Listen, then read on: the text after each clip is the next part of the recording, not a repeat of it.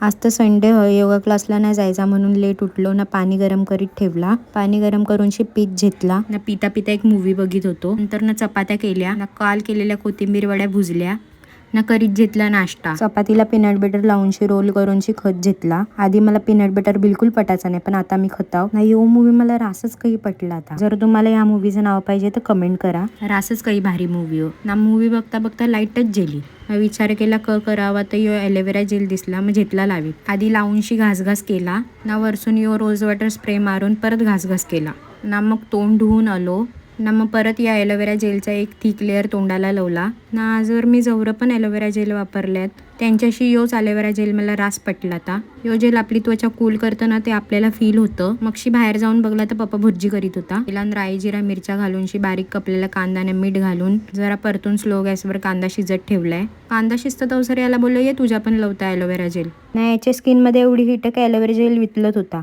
ना. घसघस केल्यावर याला बोललो धुवून ये, तर थिक लेअर लावीत घेतला. नाही तर कांदा शिजलाय त्यानं हळद आगरी मसाला गरम मसाला घालून परतून घेतला ना. बारीक कपलेला टॅमॅटो टाकून परत परतवून शिजवीत ठेवला ना. वरून कोथमीर घालून टॅमॅटो मऊ होऊन दिला. नंतर ना अंडे घालून फेटून घेतला. आता ही पप्पानी केलेली भुर्जी मला रासच काही पटतं.